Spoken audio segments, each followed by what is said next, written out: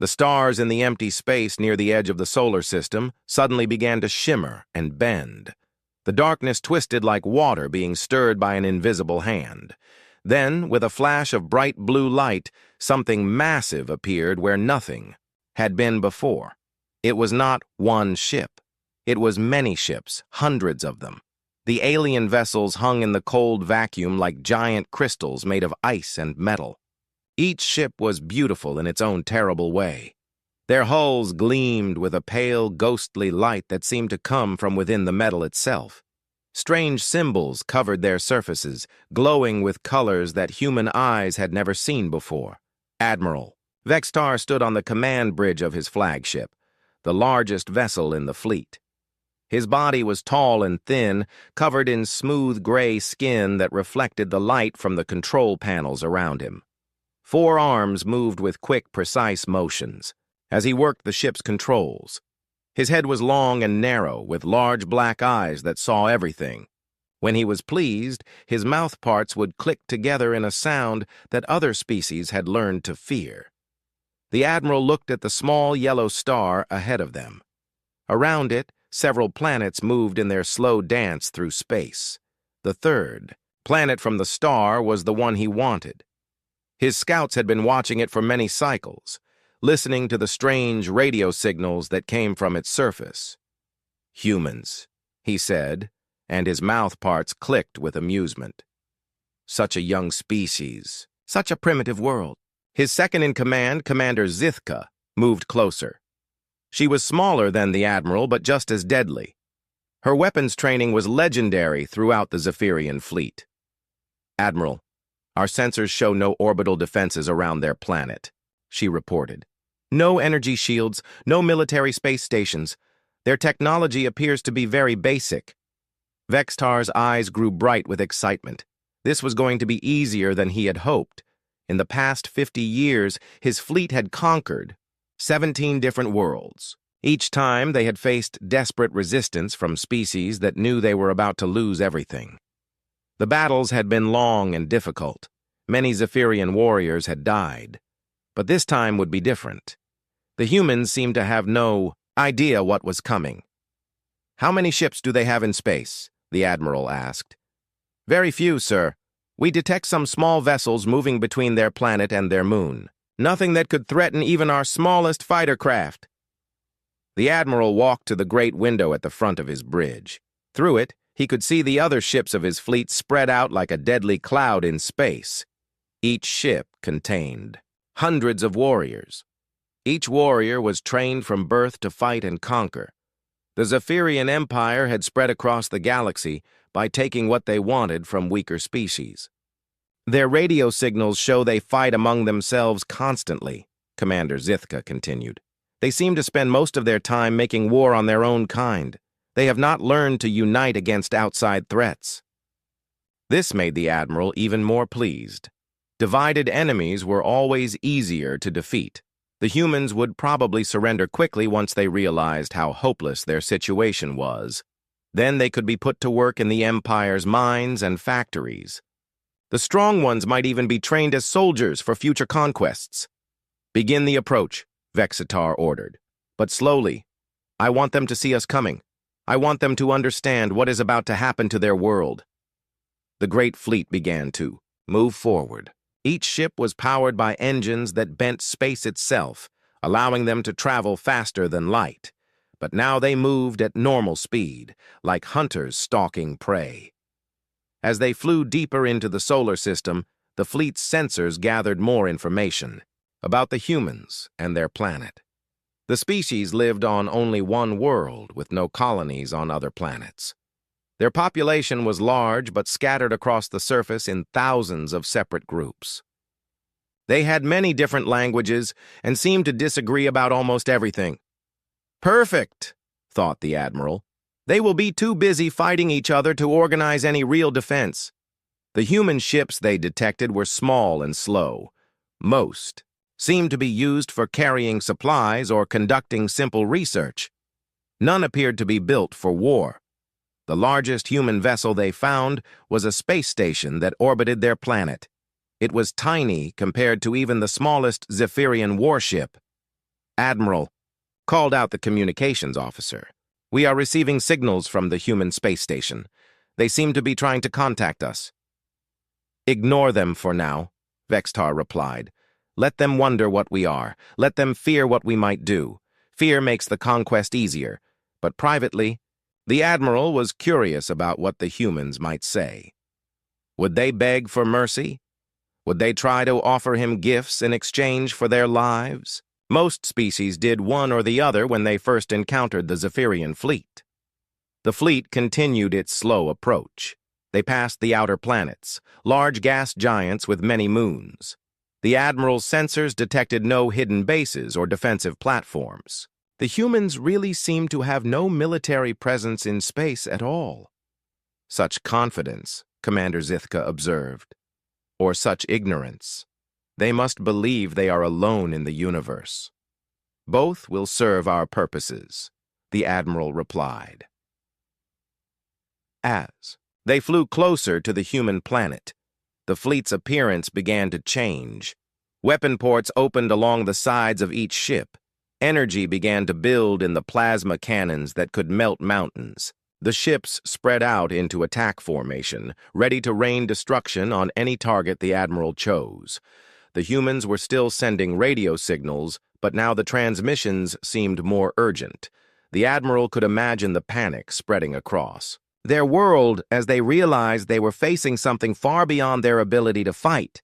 "Sir," the communications officer said again, "the signals are becoming stronger. They appear to be coming from many different locations on the planet's surface." "Military bases?" asked Commander Zithka. "Unknown, sir. The technology is too primitive for our sensors to determine much detail." The Admiral decided it was time to end the suspense. He had played with his prey long enough. Now it was time to make his demands and watch the humans realize how hopeless their situation truly was. "Open a communication channel," he ordered. "Let us introduce ourselves to these humans." The main screen flickered to life, showing the image of a human. The creature was smaller than a Zephyrian, with only 2 arms and strange hair growing from the top of its head. It wore some kind of uniform and sat in what appeared to be a command center.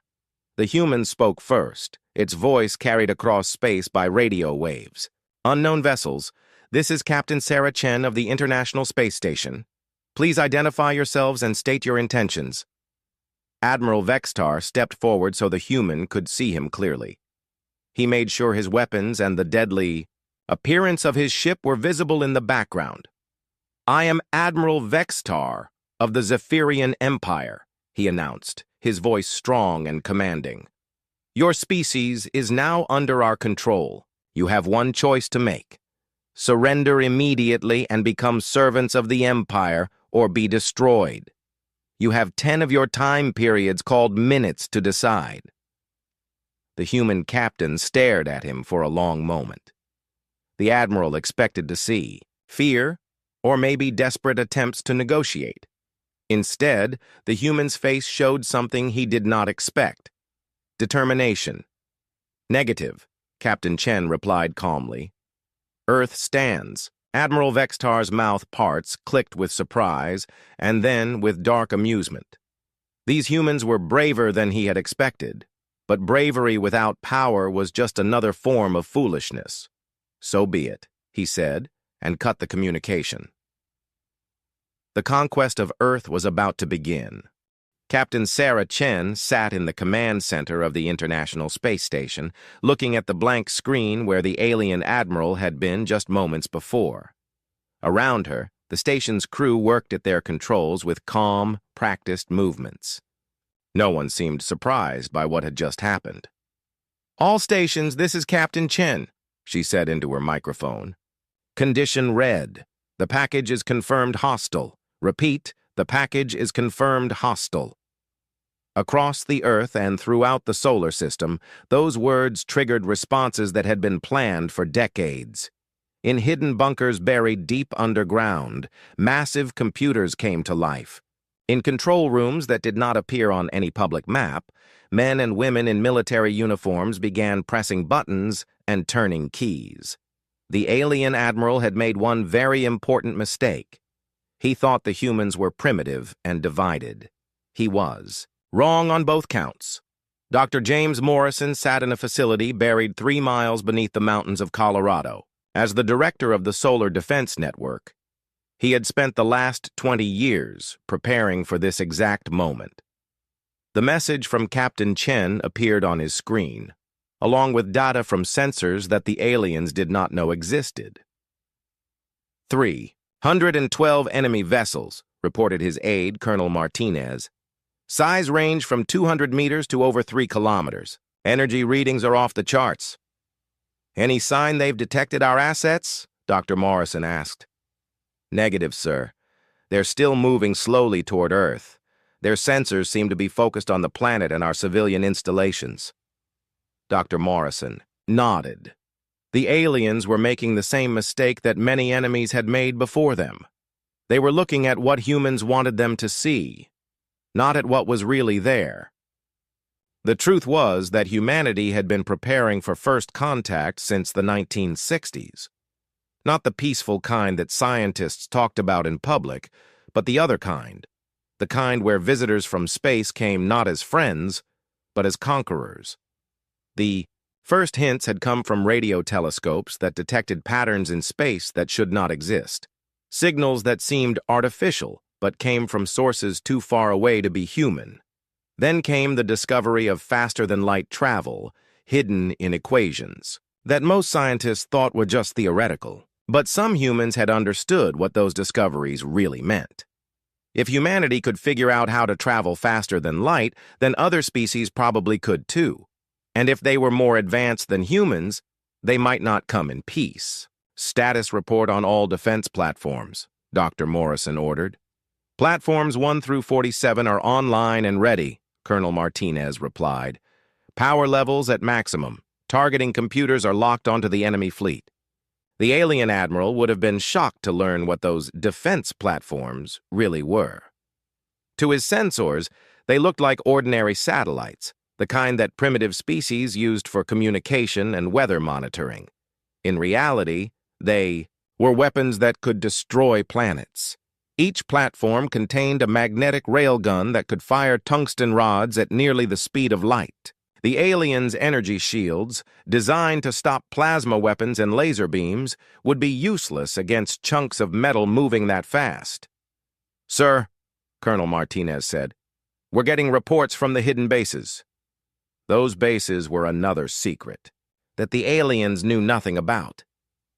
Over the past 50 years, humans had built military installations inside asteroids throughout the solar system. From the outside, they looked like natural rocks floating in space. Inside, they contained missile systems, fighter craft, and some weapons that even Dr. Morrison did not fully understand. Asteroid Base 7 reports ready, Martinez continued. Stealth fighters are armed and waiting for launch orders. Base 12 has all missile tubes loaded. Base 23 says their new experimental weapon is charged and ready for testing. Dr. Morrison smiled grimly. The aliens thought they were attacking a primitive world with no defenses. Instead, they were about to face a military network that had been built specifically to destroy exactly this kind of threat. On the space station, Captain Chen watched the alien fleet continue its approach. She knew that every human military leader on Earth was watching the same display.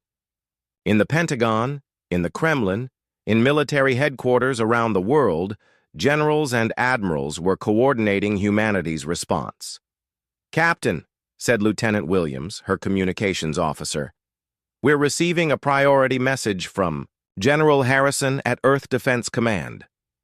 The screen flickered, showing the weathered face of a 4-star general.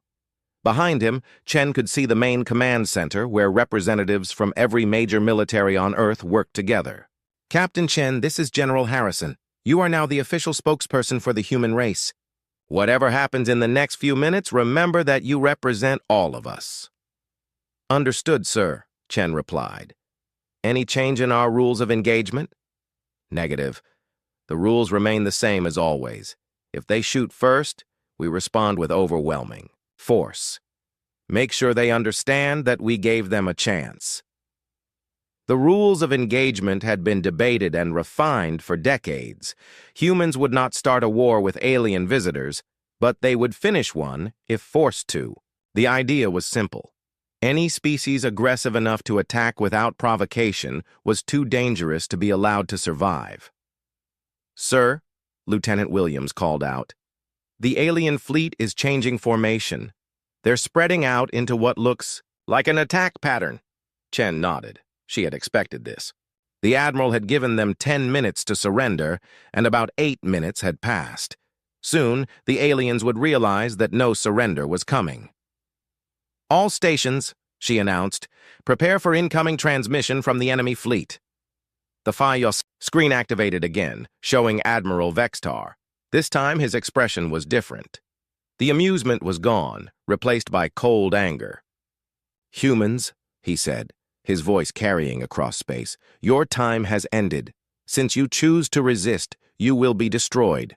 Your planet will be burned clean, and your species will be erased from the galaxy. This is your final warning." Captain Chen looked directly into the alien's large black eyes. "Admiral Vexitar," she said calmly, "you are making a mistake. Withdraw your fleet now and no harm will come to you. This is your final warning." The alien admiral's mouth parts clicked rapidly, a sound that his crew recognized as extreme anger. "You dare to threaten me? You with your tiny ships and primitive weapons? I will enjoy watching your world burn." "Admiral," Chen said, her voice still calm and steady, "you are about to attack a sovereign world without provocation. We have the right to defend ourselves. If you open fire, we will consider it an act of war and respond accordingly." "War!" The Admiral's laughter was a horrible sound.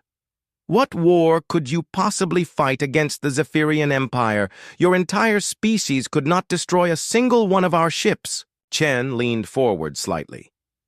"Admiral, I'm going to tell you something important. My species has been fighting wars for over 10,000 years. We've fought with sticks and stones, with swords and arrows, with gunpowder and bullets, with tanks, and airplanes with nuclear weapons and guided missiles. We've never stopped fighting, and we've gotten very, very good at it." She paused, letting her words sink in. "We've been waiting for someone like you for a long time. We've been preparing. We've been practicing. And now you're here, about to give us the one thing we've always been best at, a war to fight." The alien admiral stared at her for a long moment. Then his expression changed to one of contempt. "Enough of this foolishness," he said. "Destroy them all." The communication ended. Captain Chen turned to her crew. "All stations, this is Captain Chen. The aliens have declared their intent to destroy Earth. As of this moment, we are at war. Weapons free. Repeat, weapons free." Throughout the solar system, the hidden defenses of humanity came to life. The real battle was about to begin. The first shots of the war came from the alien fleet. Admiral Vexitar's flagship fired a massive beam of superheated plasma toward Earth. The energy weapon was powerful enough to boil away oceans and melt continents. It had destroyed cities on 17 different worlds. The beam never reached its target. Exactly 2.3 seconds after the aliens opened fire, something impossible happened. The satellites that had been floating peacefully around Earth suddenly revealed their true nature. What the aliens had thought were simple communication devices were actually weapons platforms, and they began firing back. Tungsten rods, each, one the size of a telephone pole, shot out from the hidden railguns at tremendous speed. They moved so fast that they seemed to appear instantly beside the alien ships. The rods hit with the force of nuclear weapons, but without the radiation or the flash of light.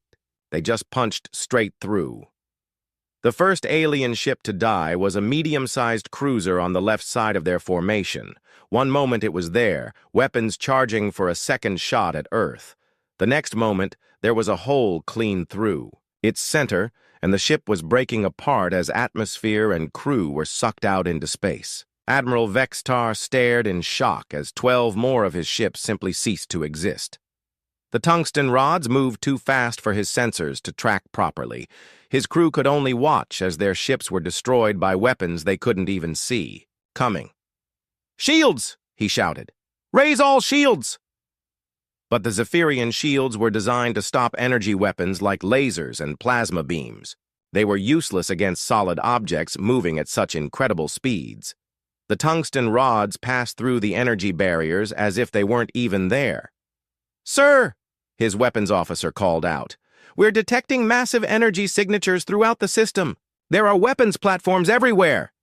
That was when the asteroids began to move.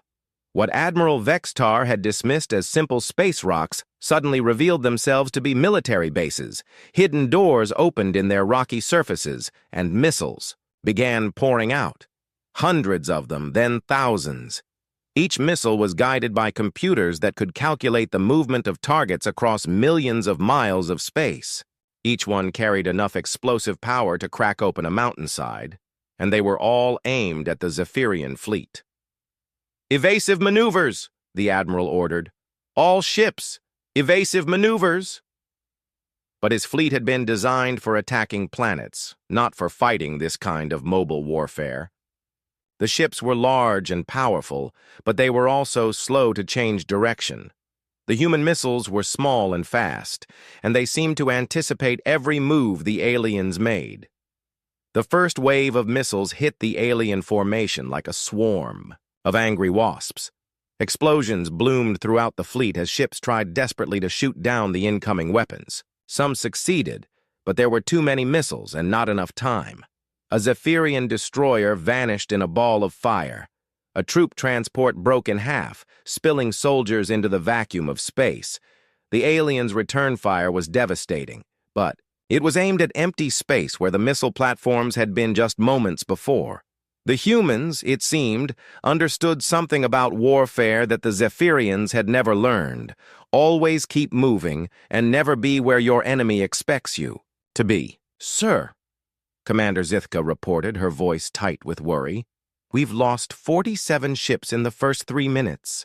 At this rate, the entire fleet will be destroyed within the hour." Admiral Vextar couldn't believe what he was seeing. His sensors showed that the humans had turned the entire solar system into a weapon. Every asteroid, every satellite, every piece of space debris that he had ignored was now revealing itself to be part of a massive defense network. "How is this possible?" he demanded. "They're primitives. They should have no weapons that could threaten us." "Admiral," his science officer called out, "I'm reading the composition of those projectiles. They're not using exotic materials or advanced energy systems. It's just metal rods moving at extremely high velocity." The Admiral's mouth parts clicked in disbelief. The humans had taken the simplest possible weapon, a chunk of metal, and found a way to make it devastatingly effective. It was brutal in its simplicity and terrifying in its efficiency. But what made it even worse was the way the humans fought. There was no panic, no desperate charging into battle, no heroic last stands. Instead, there was a cold, calculated precision that made his trained warriors look like amateurs. Every human attack was perfectly coordinated. When the railguns fired, the missiles would be launched to hit targets trying to evade the rods. When alien ships turned to avoid the missiles, they would fly directly into the path of another rail gun. It was as if the humans could predict exactly what his fleet would do and had prepared responses for every possible action. "Sir!" the communications officer shouted.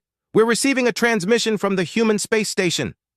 The screen showed Captain Chen again, but now her calm expression had been replaced by something harder and more dangerous.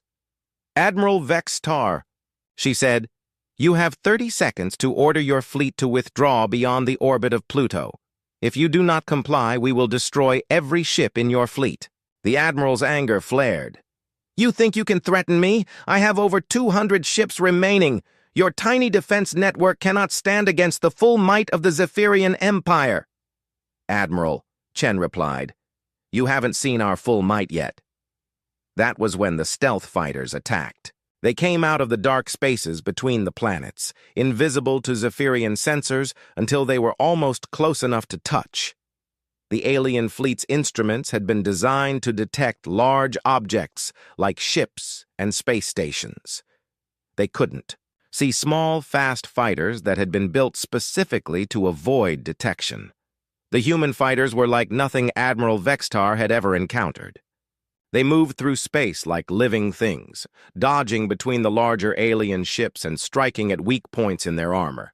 Each fighter carried weapons that could punch through the hulls of ships 100 times their size. But it wasn't just their weapons that made them deadly. It was the way they fought. The human pilots flew their ships as if they had been born in space. They used the alien fleet's own size against them, hiding behind destroyed ships and using the debris as cover. When the aliens tried to target them, the fighters would slip away into the shadow of a larger vessel, only to appear somewhere else, entirely. "They're using our own ships against us," Commander Zithka observed with something that might have been admiration. "They're turning our formation into a maze that only they can navigate." The Admiral watched in growing horror as his fleet was systematically torn apart. The humans weren't just defeating them. They were destroying them with an efficiency that spoke of years of planning and preparation. "Sir," his science officer reported, "I'm detecting something else. There are energy readings from the outer system that don't match anything in our database." "What kind of energy readings?" "Unknown, sir. But they're building towards something. Something big." Admiral Vextar realized that he had made a terrible mistake. These humans weren't primitive at all. They were predators, and they had been waiting for prey like his fleet to arrive. "All ships," he ordered, "begin withdrawal to safe distance. We need to regroup and—" His words were cut off as another wave of missiles struck the fleet. This time. They came from 6 different directions at once, making it impossible for his ships to defend against all of them. More alien vessels died in fire and twisted metal.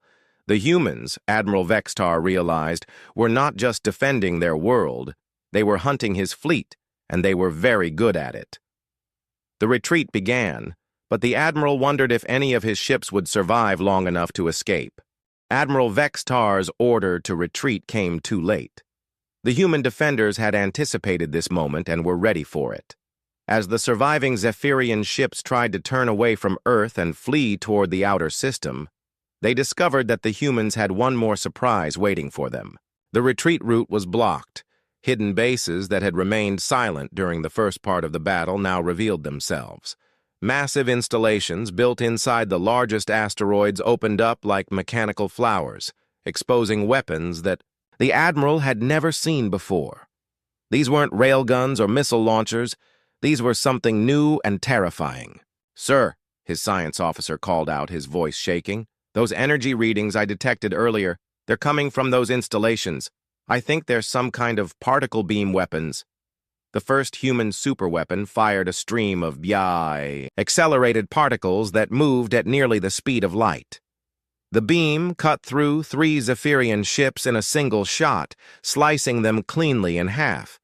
The edges of the cuts glowed white-hot where the weapon had passed through armor that was supposed to be indestructible. "How many of those things do they have?" Commander Zithka demanded.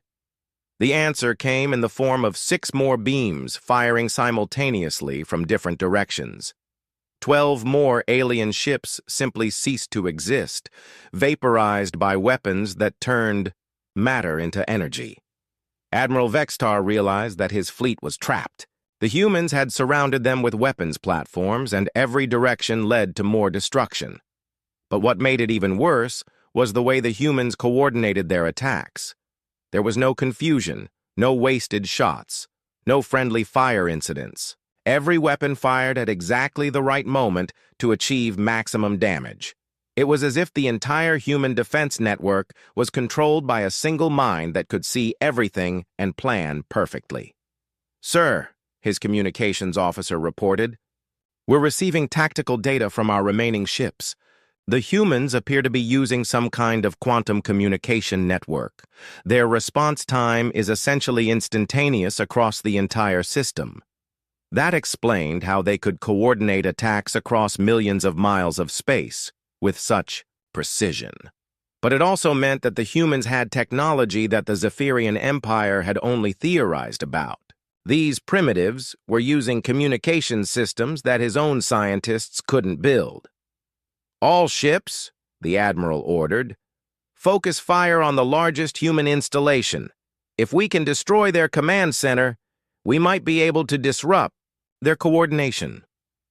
It was a desperate plan, but it was the only chance they had. The remaining Zephyrian ships turned their weapons on a massive asteroid base that seemed to be directing many of the attacks. Plasma beams and energy cannons fired together, concentrating enough firepower to destroy a moon. The human base's shields flared to life, absorbing the incoming energy.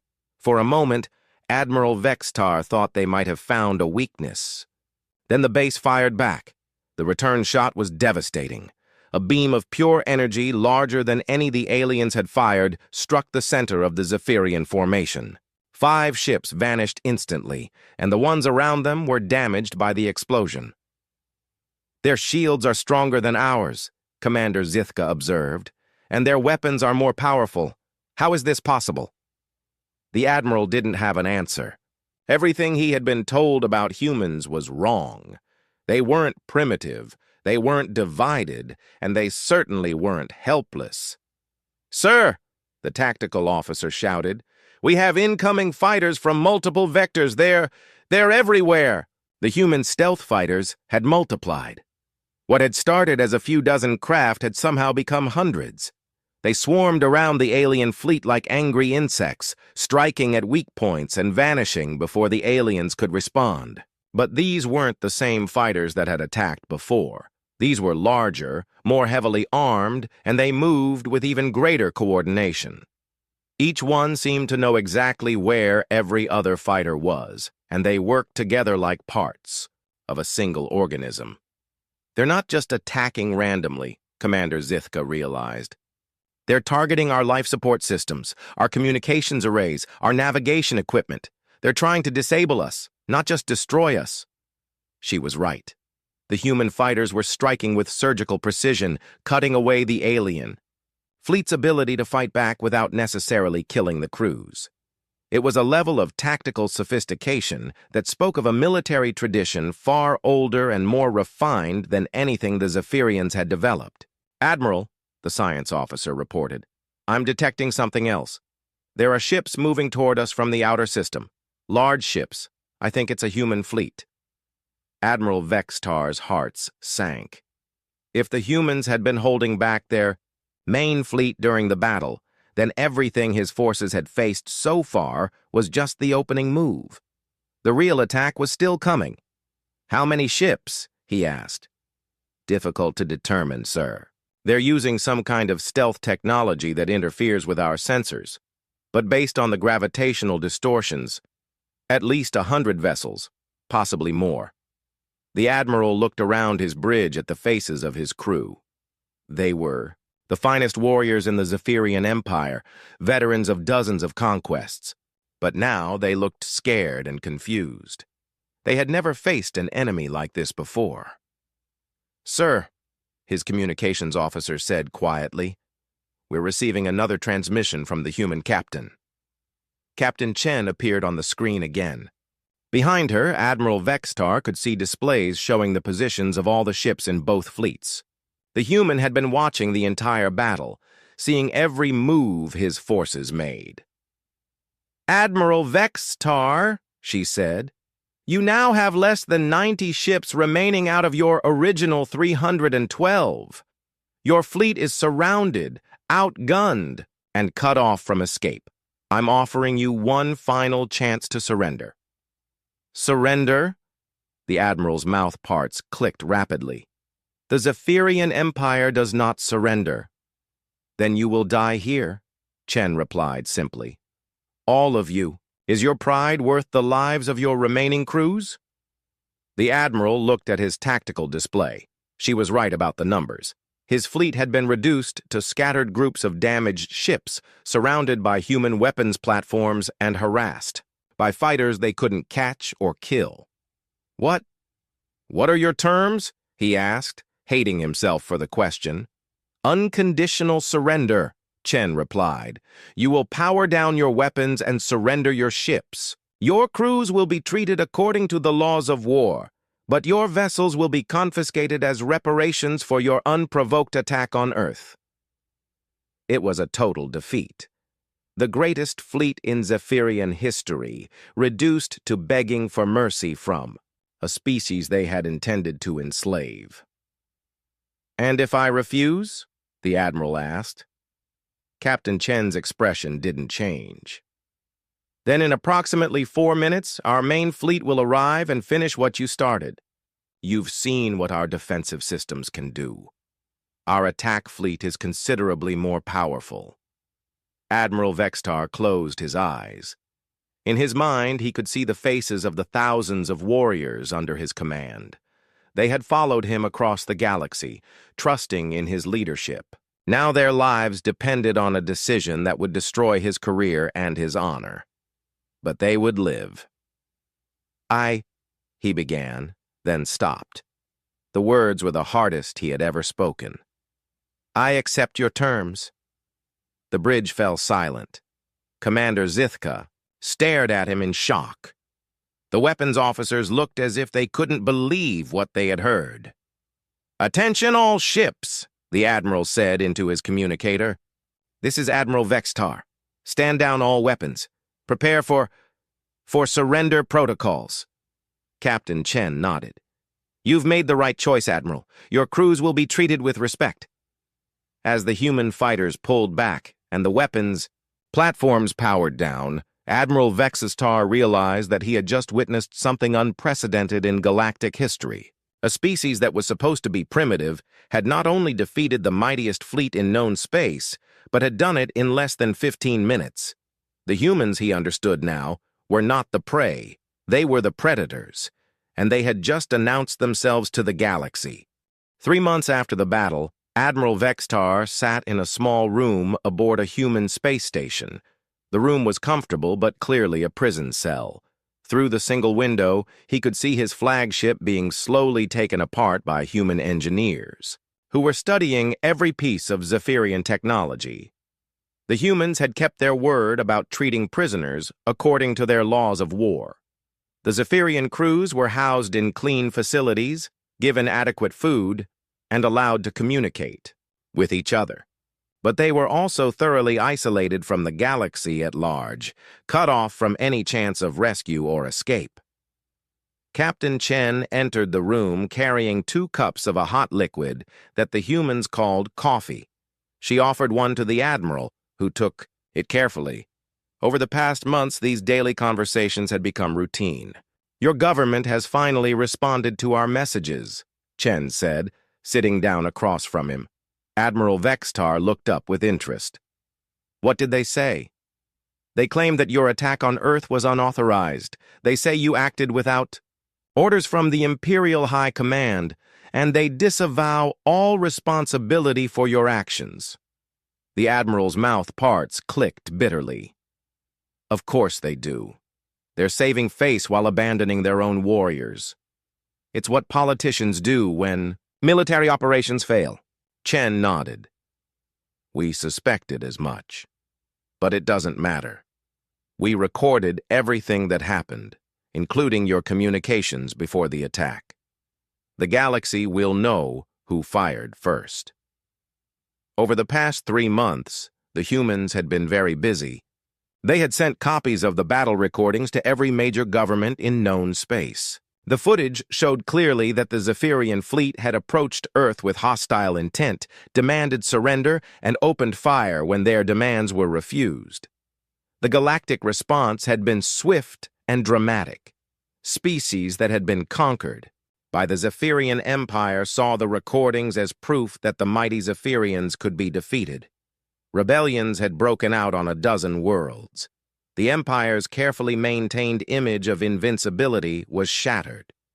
Your people are quite clever, the Admiral admitted. They could have simply destroyed my fleet and been done with it. Instead, they chose to humiliate the Empire in front of the entire galaxy.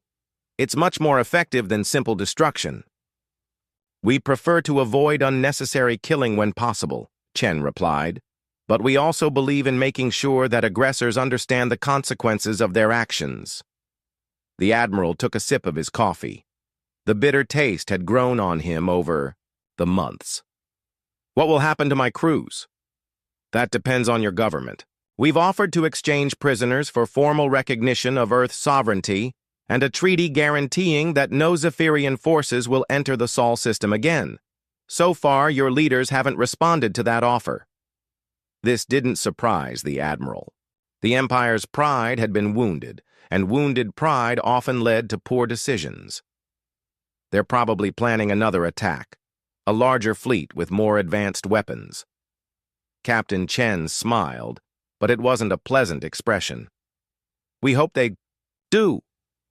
The Admiral stared at her. You want them to attack again? Admiral, let me show you something.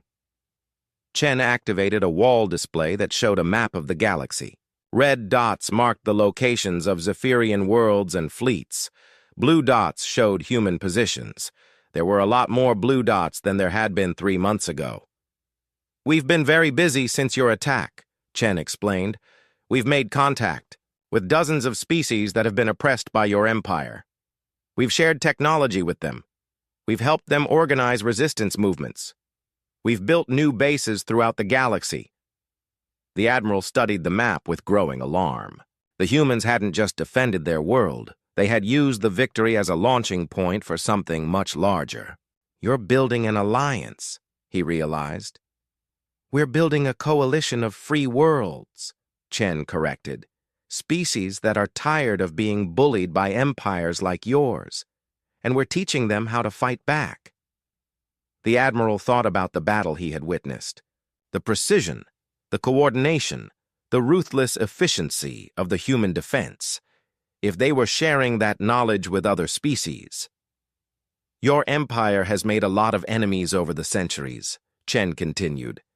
We're simply giving those enemies the tools they need to defend themselves and the confidence to use them. This could lead to a galactic war, the Admiral warned. It could, Chen agreed. But it won't be the kind of war your empire is used to fighting.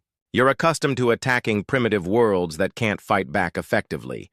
This time, you'll be facing enemies who know how to hurt you. The display changed, showing recent intelligence reports. Zephyrian outposts had been attacked by unknown forces using human weapons and tactics. Supply convoys had been ambushed by fighters that appeared and disappeared like ghosts. The Empire's expansion had not just stopped, it was being pushed back. The other great powers in the galaxy are watching all of this very carefully, Chen said. They're seeing that the Zephyrian Empire can be defeated. Some of them are starting to think about old grievances of their own. Admiral Vextar understood the implications. The Empire had maintained its position through fear and the belief that they were unbeatable.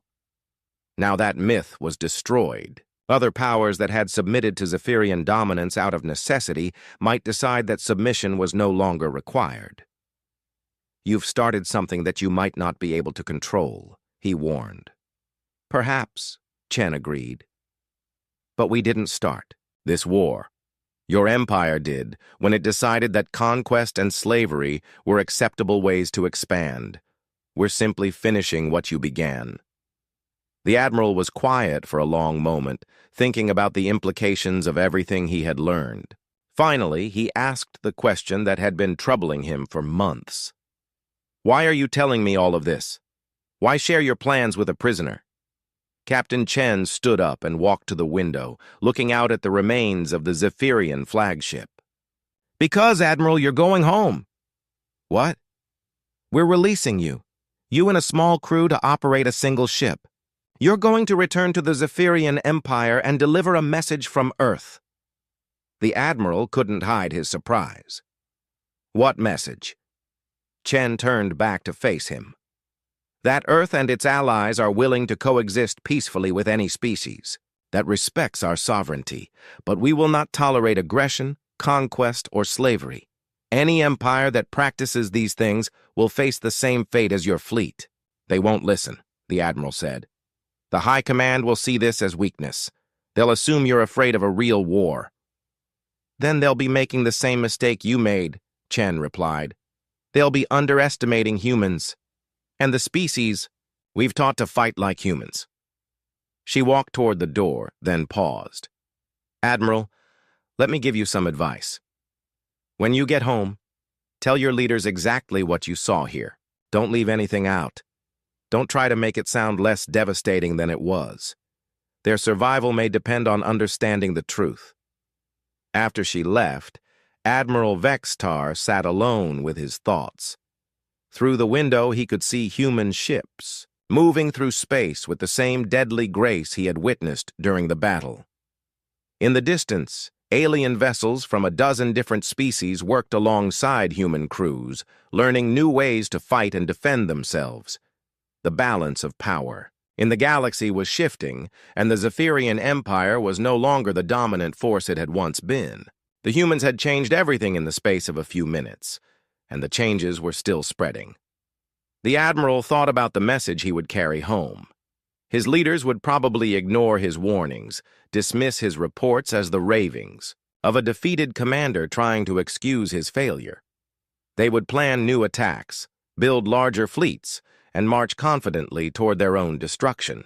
But he would deliver the message anyway, because Captain Chen was right about one thing. The survival of his people might depend on understanding what they were really facing. The humans had taught the galaxy a new lesson, that predators sometimes looked like prey, that the most dangerous enemies were the ones who appeared weak, and that a species that had spent its entire history learning how to fight wars was not one to be underestimated. Admiral Vextar finished his coffee and prepared for the journey home. He had a story to tell, and he wondered if anyone would be wise enough to listen. Outside his window, the human ships continued their patient work, preparing for whatever came next in a galaxy that would never be the same again. The stars looked different from the bridge of the USS Defiant. Commander Olivia Wright stared at the view screen, watching the blackness of space stretch out before her. After 3 years of deep space travel, the stars no longer looked like the ones she grew up seeing from Earth. She rubbed her tired eyes and took a sip of coffee. "Commander, we have something unusual on sensors," said Lieutenant Paul Mason from his station. His voice was calm, but Olivia heard the edge of excitement. She set down her cup. "Show me." The main screen changed to display a cluster of signals, approaching from the outer edge of the system they were exploring. The objects moved too fast and too precisely to be natural. "Ships," Olivia said quietly. "First contact." For decades, humanity had searched the stars for signs of intelligent life. They had sent signals, built better telescopes, and finally developed engines capable of reaching nearby star systems. Now, in the 3rd year of their mission, the crew of the Defiant was about to make history. "Alert status," Olivia ordered. "Not red alert yet, but I want everyone ready. And send a message to Earth immediately." The crew moved with practiced efficiency. No one had expected to find aliens on this mission, but they had trained for the possibility. "Message away, Commander," reported Communications Officer Lisa Daniels. "But it will take 4 days to reach Earth." Olivia nodded. They were on their own. The unknown ships grew closer on the screen. There were 7 of them, 6 smaller vessels surrounding one large ship. They moved in perfect formation, suggesting advanced technology and military precision. "They're scanning us," said Chief Engineer Ben Williams. "Intense energy readings across all frequencies." "Are we being targeted?" Olivia asked. "Not weapons, just scans. Very thorough scans." Olivia straightened her uniform. "Open a channel, standard greeting package." The screen flickered, and then filled with the image of a creature unlike anything humans had ever seen. It had scaled skin in deep purple and green patterns. Yellow eyes with vertical pupils stared out from a face that reminded Olivia of the lizards she had kept as pets when she was young but larger and clearly intelligent. The alien wore what appeared to be ornate armor with glowing symbols. "This is Commander Olivia Wright of the Earthship Defiant. We come in peace and friendship." The alien tilted its head. When it spoke, its voice was translated by the ship's computer into a harsh, clipped English. I am High Commander Zexthar of the Krell Dominion. Your vessel has entered territory claimed by the galactic hegemony. Identify your species and submit coordinates of your homeworld. Olivia felt a chill. This wasn't a greeting between equals. This was a demand. We are humans from the planet Earth. We are explorers, not invaders. We didn't know this region was claimed territory. Zexthar made a sound that might have been laughter. All regions are claimed by the hegemony. Your ignorance of galactic law does not excuse your trespass. The alien leaned forward. Your vessel's technology is primitive. Yet you've achieved interstellar travel. Interesting. The Dominion will study your species before deciding your status. Our status? Olivia asked, trying to keep her voice level. Whether you will serve as laborers, research subjects, or simply have your resources harvested, your cooperation will be noted and may improve your position. The bridge fell silent. Olivia felt her hands clench into fists. We don't submit to threats, High Commander. Humans are a free people. The alien's expression didn't change. Freedom is inefficient. The hegemony brings order to chaos. You will learn this. The communication ended abruptly. The alien ships maintained their position, watching. Options? Olivia asked her officers. Their tech is beyond anything we've seen, Ben said. Those energy readings suggest weapons that could tear us apart. We could try to run, suggested Navigation Officer Ryan Cooper. The Defiant was built for speed. Olivia shook her head. They'd follow us back to Earth.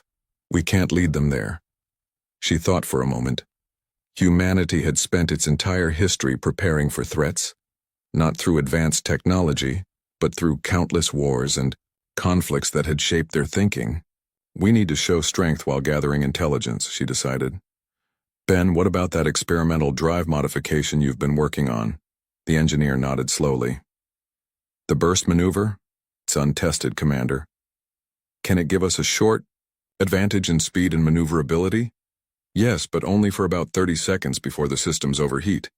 That might be enough. Olivia turned to Tactical Officer Maria Hill. If we could get close to their smallest ship, could we disable it without destroying it? Maria thought for a moment. A concentrated EMP burst might work.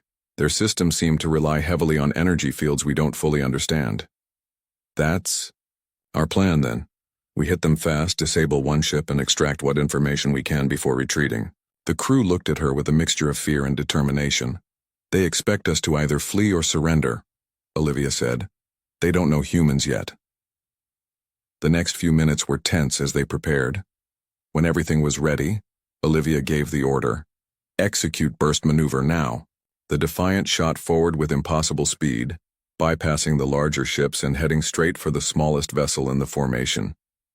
The alien ships began to turn, but they were slow to react, clearly surprised by the primitive ship's capabilities. EMP.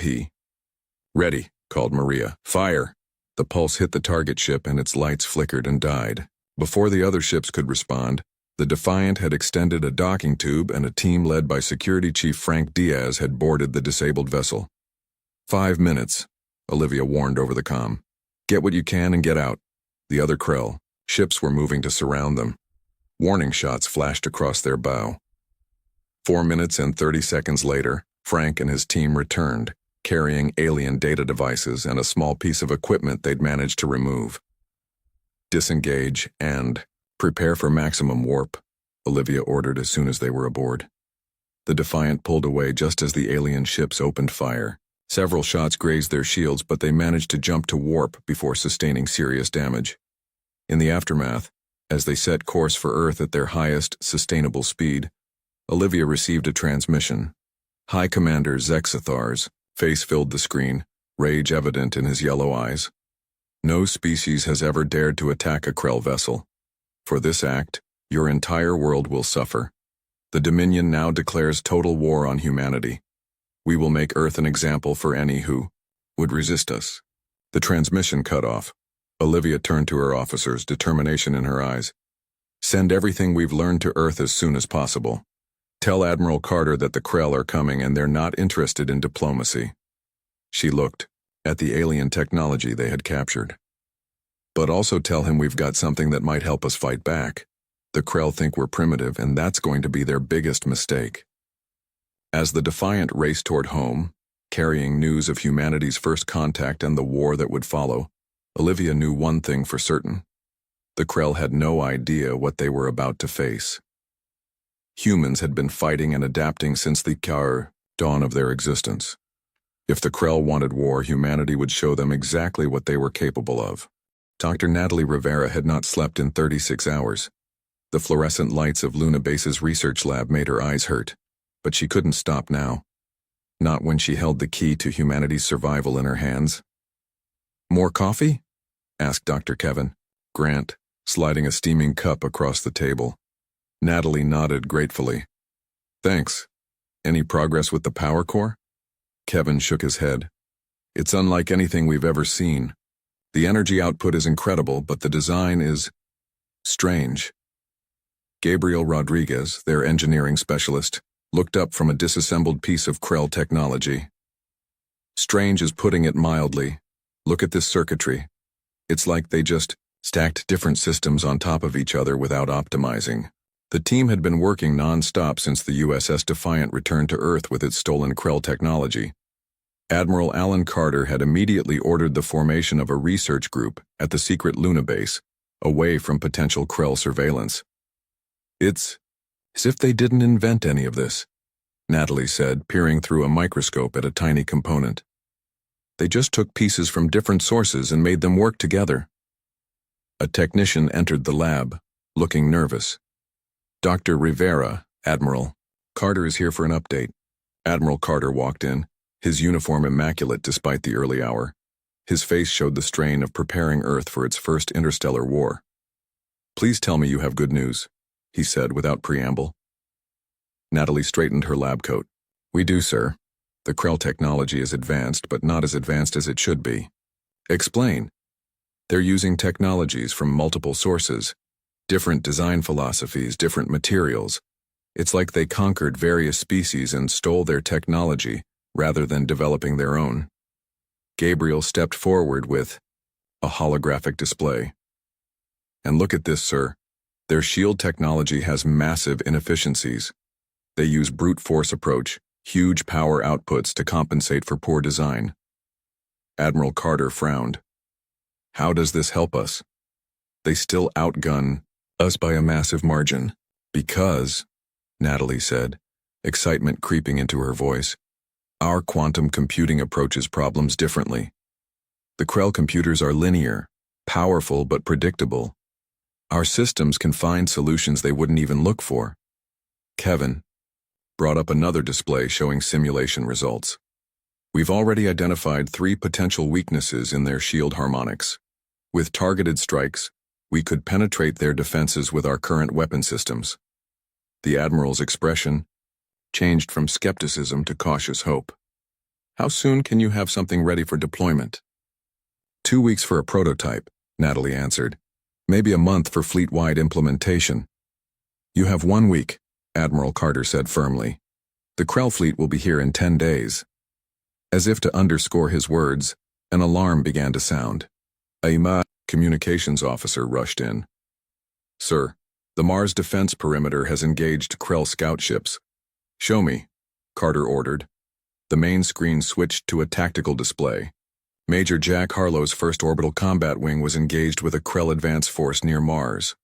Earth's fighters were outnumbered 3-1, but they were fighting in tight formations, using Mars moons for cover.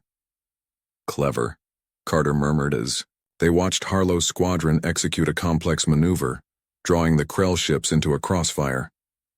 "They're used to overwhelming force, not tactical thinking." The battle continued for 20 minutes. When it ended, the humans had lost 4 ships, but the Krell had lost 12, an exchange rate no one had thought possible.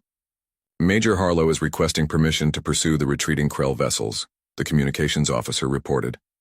"Denied," Carter said immediately. "Tell him to hold position and prepare for the next wave. We need to conserve our forces." He turned back to the research team. "You see what we're up against. Our pilots can outfight them, but we need a technological edge to even the odds."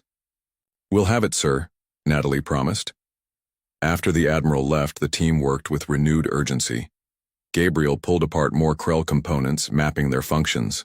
Kevin ran simulations on their quantum systems, looking for vulnerabilities. Natalie coordinated it all, piecing together the overall picture of Krell technology. By the third day, they had made a breakthrough.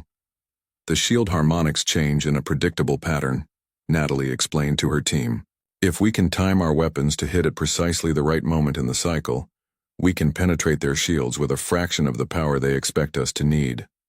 Like hitting a spinning wheel through the gaps in the spokes, Gabriel said. Exactly.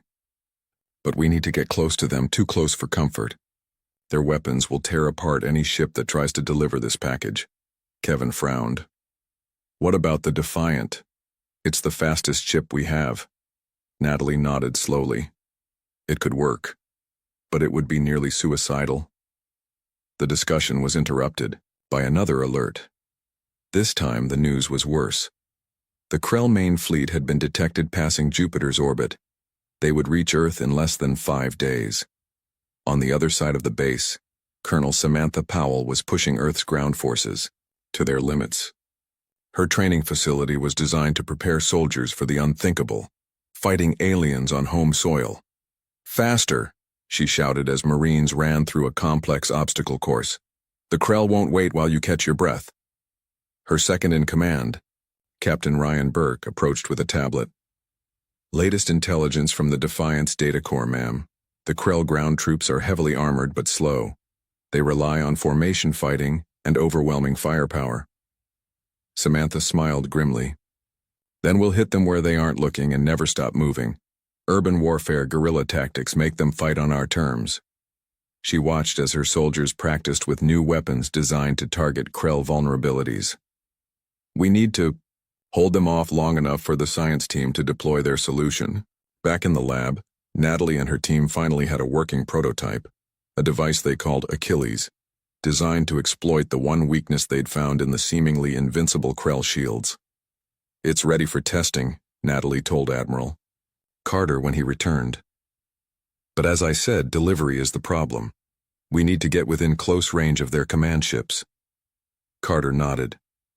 I've already spoken with Commander Wright. The Defiant is being prepared for a special mission. Sir, there's something else you should know, Gabriel added. We've analyzed their communication protocols. The Krell have a rigid command structure. If we can take out their flagship, the rest of the fleet will be thrown into disarray. A single point of failure, Carter mused, typical of a species that values control above all else.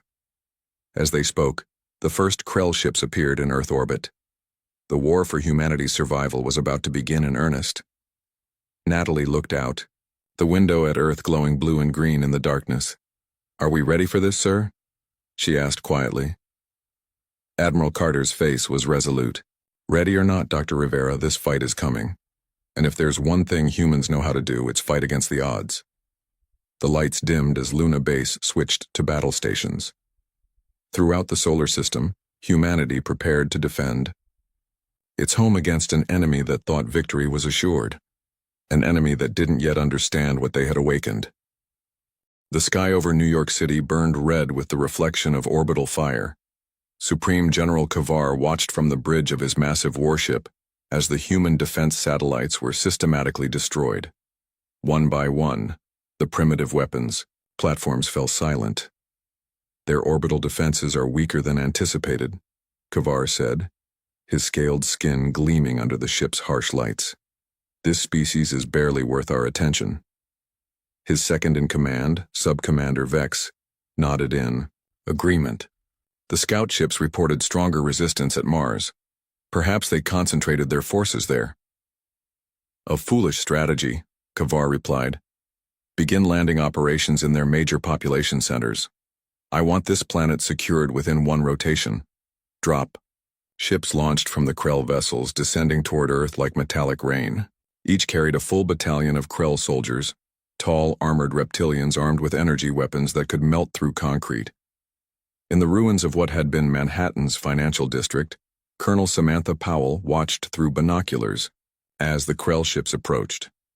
Right on schedule, she said to Captain Ryan Burke. Are the teams in position? Yes, ma'am. Groups A through F are embedded in the subway tunnels. Groups G through M are in the high-rises. Snipers are on the rooftops. Samantha nodded.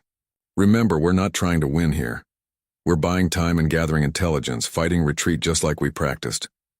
The first Krell dropship landed in Central Park, its doors opening to disgorge 100 alien soldiers. They marched, out in perfect formation, weapons raised. More ships landed in Times Square near the Empire State Building and along the Hudson River. They're moving in standard search grid pattern, Ryan observed, just like the intelligence said they would. Predictable, Samantha said. That will be their downfall. Wait for my signal. The Krell advanced through the seemingly abandoned streets, moving in tight formations. When they reached the intersection of Broadway and 42nd Street, Samantha pressed a button on her comm device.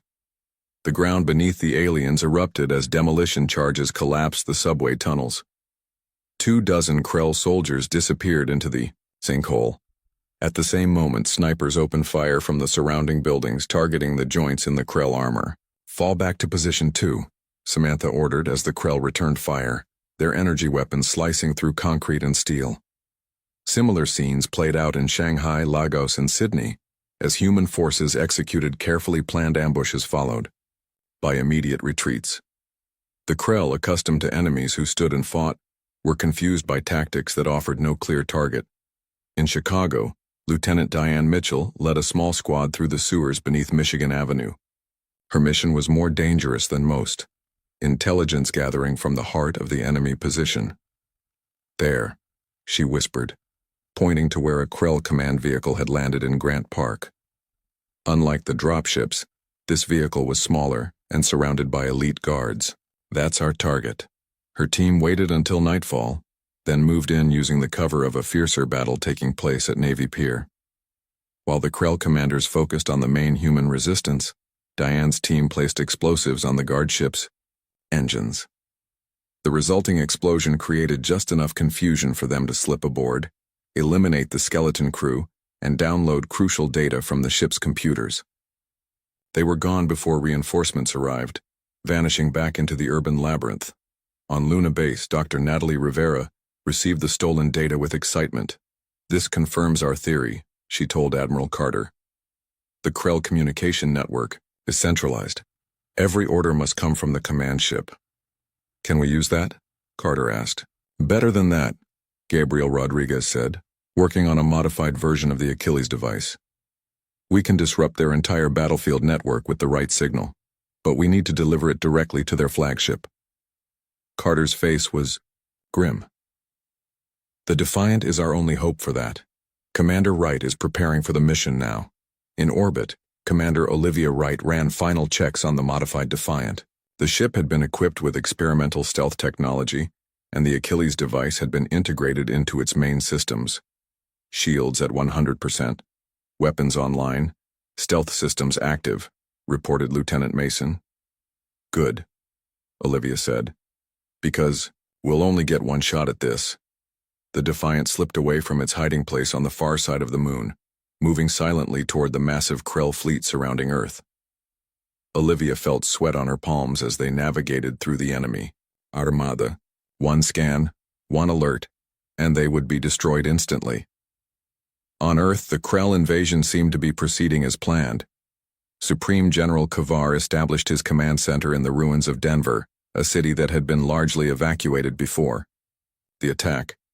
From there, he directed the global assault, confident in his imminent victory. Human resistance is sporadic and disorganized, he reported to the Krell Dominion. Their military forces are retreating on all fronts. Earth will be secured within one planetary rotation. What Kavar didn't realize was that the human retreat was deliberate. Colonel Powell's forces were falling back in a carefully orchestrated pattern, drawing the Krell deeper into urban environments where their rigid formations and heavy armor became liabilities rather than assets. They think they're winning, Samantha told her officers during a brief meeting in an underground bunker. Let them keep thinking that until the signal comes. That signal would come from President Vincent Zhao, who had relocated to a hardened facility beneath the Rocky Mountains.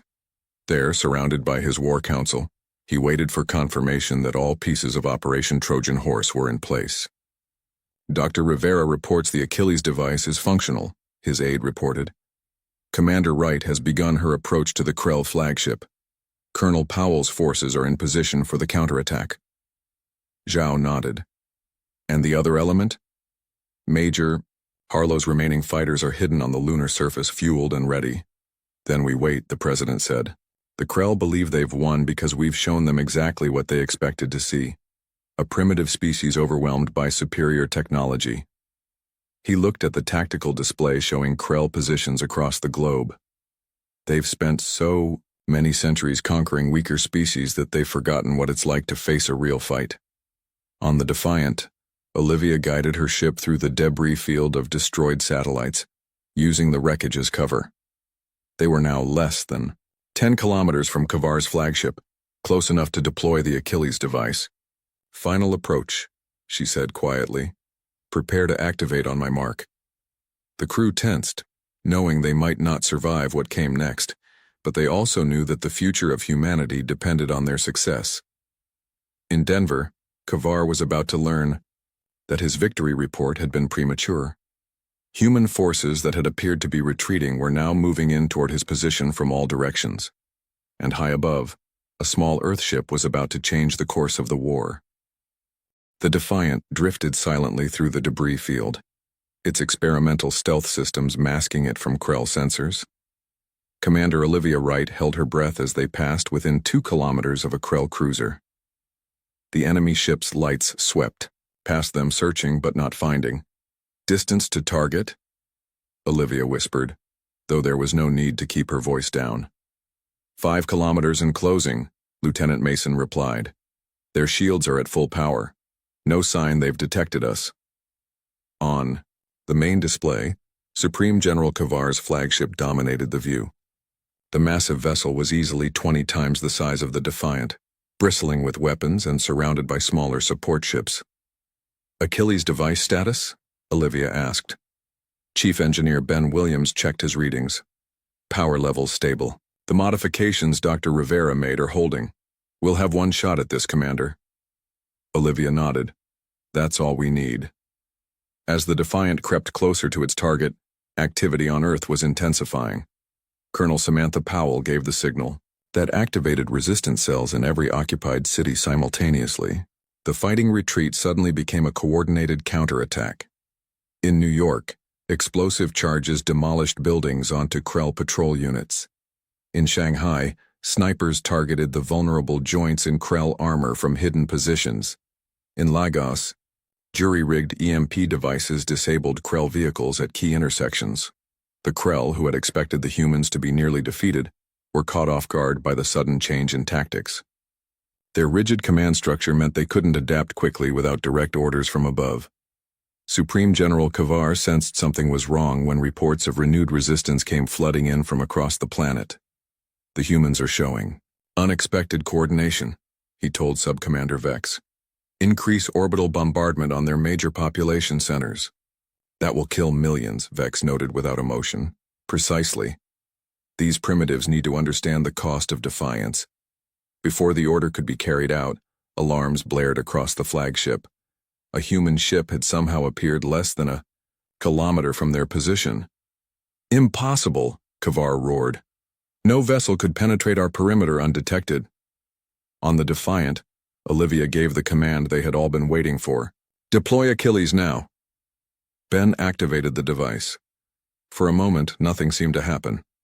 Then a pulse of energy unlike anything they had seen before shot from the Defiant toward the Krell flagship. It wasn't a weapon in the traditional sense. It carried no explosive payload, no kinetic force. Instead, it was a precisely calibrated signal designed to exploit the one weakness Dr. Rivera had found in the Krell shields. The energy wave hit the flagship's shields and, instead of being stopped, passed through them like they weren't there.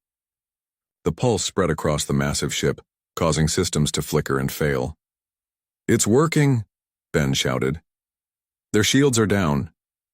Olivia immediately opened a channel to Luna Base. Achilles deployed successfully. The flagship is vulnerable. Repeat, the flagship is vulnerable. On the lunar surface, Major Jack Harlow received the signal he'd been waiting for. All wings launch now. Target the flagship's weapons systems and engines. Dozens of fighters that had been hidden in lunar craters suddenly powered up and rocketed toward Earth orbit. The Krell, focused on the Defiant and the strange weapon it had deployed, were unprepared for this new attack. In his command center, President Zhao activated the final phase of Operation Trojan Horse. Launch all remaining orbital platforms. Throughout Earth orbit, what had appeared to be destroyed defense satellites suddenly came back online. They had never been destroyed at all, merely powered down to appear damaged. Now they activated weapons systems and opened fire on the Krell fleet from all directions. On the flagship, chaos reigned. Kavar watched in disbelief as his seemingly invincible vessel began taking damage from weapons that should have been ineffective against Krell technology. "How is this possible?" he demanded. "Their weapons are primitive." What Kavar didn't know was that Dr. Rivera had done more than just create the Achilles device. Using the data from Lieutenant Mitchell's raid in Chicago, she had also managed to hack into the Krell battlefield network. Now she broadcast a simple message to every ship in the Krell fleet. "Attention all non-Krell species serving aboard Krell vessels. The humans have successfully disabled the flagship's shields and communications. The Dominion is not invincible. This is your chance for freedom." Throughout the fleet, members of subjugated alien species who had been forced to serve, the Krell heard the message. Years of resentment bubbled to the surface.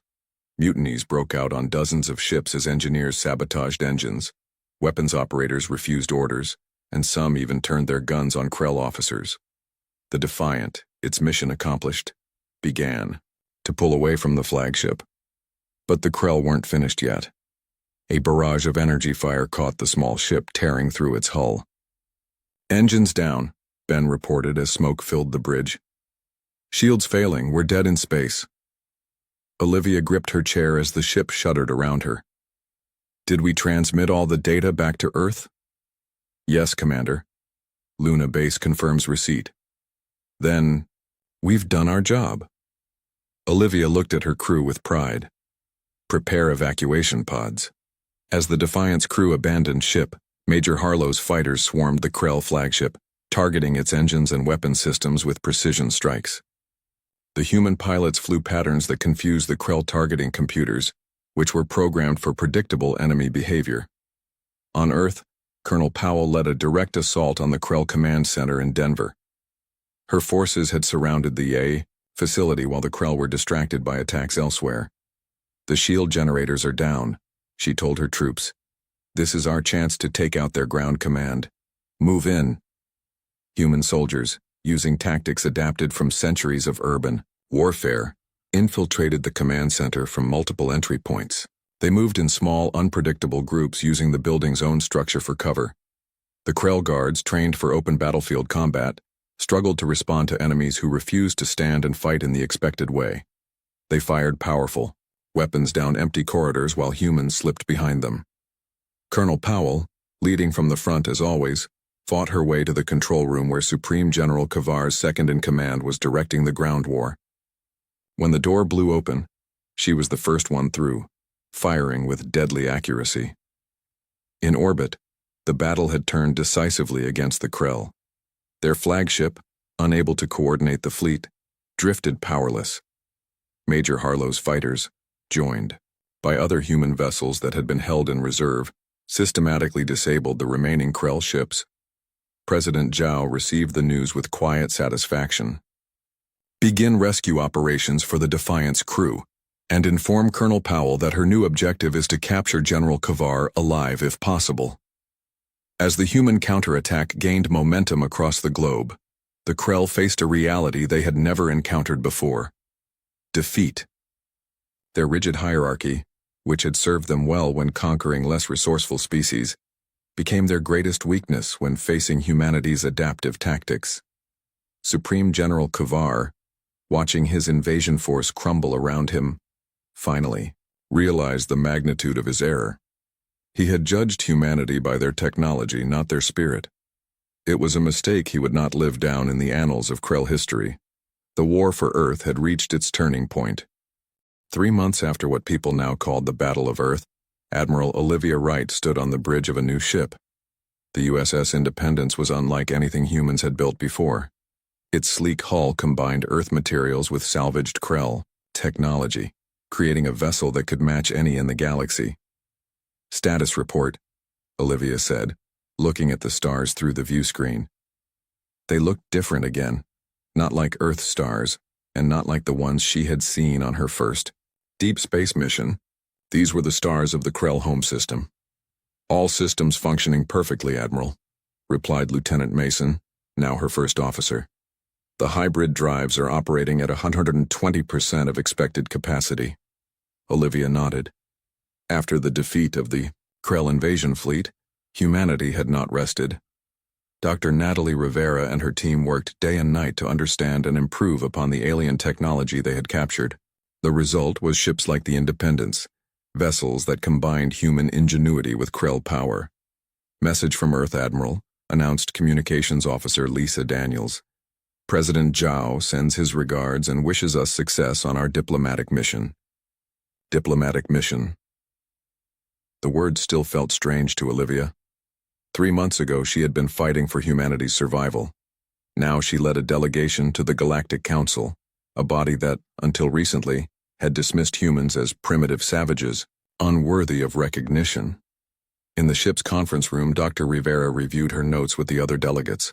She had made the most significant discovery of all during their analysis of Krell records. "The Krell have been suppressing technological advancement across the galaxy for millennia," she explained to Olivia when she joined them. "They conquered species, stole their technologies, and then prevented them from developing further." "Why?" Olivia asked.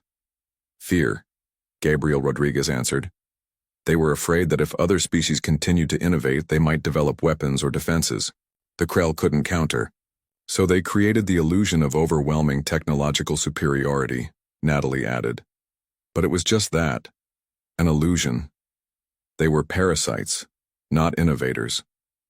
On Earth, the rebuilding continued. Colonel, now General, Samantha Powell oversaw the integration of Krell technology into Earth's defense systems. Cities damaged in the invasion were being reconstructed with new materials and designs. Major Jack Harlow trained a new generation of pilots on captured and modified Krell fighters. The small, agile craft combined human controls with alien power systems, creating vessels that could outmaneuver anything in known space. But perhaps the most surprising development was happening in a secure facility beneath the Rocky Mountains. There, Supreme General Kavar sat across from President Zhao, the once proud Krell leader now a prisoner of war. "Your species continues to confound me," Kavar said, his voice lacking the arrogance it once held. "You have defeated us, yet you do not execute me or parade me as a trophy." "That's not how we do things," Zhao replied simply. "We want to understand you, not destroy you." "Understanding is weakness," Kavar recited, though his tone suggested he no longer believed this Krell maxim. "And yet here we are," Zhao said. "You defeated us, seeking understanding. Which approach seems stronger now?" The Krell leader had no answer. The Independence arrived at the coordinates for the Galactic Council's meeting place, a massive space station orbiting a neutral star. Ships from dozens of species filled the approach lanes, each representing worlds that had lived under Krell domination for generations. "They're all watching us," Ben Williams observed from his engineering station. "We're the species that did what no one else could." Olivia straightened her uniform. "Then let's not disappoint them." The human delegation was led into the council chamber, a vast hall with representatives from every known spacefaring species. At the center sat High Commander Zexathar, his once imposing presence diminished by the defeat of his forces. "The council recognizes the representatives of Earth," announced a translator. "You may address the gathering." Olivia stepped forward. "We come not to gloat over victory, but to propose a new path forward. For too long, the Krell Dominion has ruled through fear and suppression. We offer an alternative, cooperation and innovation." Murmurs spread through the chamber. Such words had not been heard in the council for millennia. You defeated one fleet, Zexithar hissed. The Dominion has many more. True, Olivia acknowledged. But we've transmitted the specifications for our Achilles device to every world in the hegemony. Your technological advantage is gone, High Commander. This was not entirely true. They had sent only enough information to make the claim believable, but the effect was immediate. Representatives from various species began talking excitedly, among themselves. More importantly, Natalie added, stepping forward with data tablets. We've discovered something in the Krell archives. Every species represented here has developed unique technological approaches and innovations. Innovations the Krell have systematically suppressed. Together, free to develop without restriction, think of what we could achieve. The chamber erupted, in discussion. Many species had long suspected the Krell were holding them back, but none had dared to speak it aloud until now. As the council meeting continued, a message arrived from Earth. The Independence's communications officer handed it to Olivia with a smile. General Powell reports that 3 Krell colony worlds have contacted Earth directly, requesting assistance with their own liberation movements, she read aloud to her staff. It seems we've started something bigger than we intended. Or exactly what we intended, Ben suggested. Back on Earth, in a small ceremony at what had once been the front lines in Denver, General Powell unveiled a monument to those lost in the Krell invasion. Beside her stood several alien figures, representatives from species that had been forced to serve aboard Krell ships and had helped turn the tide by mutinying at the critical moment. We never wanted war, Powell told the gathered crowd. But when it came to our doorstep, we showed not just our strength but our character, and in doing so, we may have helped free not just ourselves, but countless other worlds as well. As the sun set over the rebuilt city, news arrived from the Galactic Council. For the first time in recorded history, the Krell Dominion had been forced to accept limitations on its power. A new galactic charter had been proposed, one that recognized the rights of all spacefaring species to develop without interference. And at the center of this new arrangement was the youngest spacefaring race of all humanity. A species that the Krell had dismissed as primitive had proven to be the catalyst for change across the galaxy. On the bridge of the Independence, Admiral Olivia Wright looked out at the stars once more. They no longer seemed cold and distant. They were full of possibility. "Where to next, Admiral?" Lieutenant Mason asked. Olivia smiled. "Everywhere,"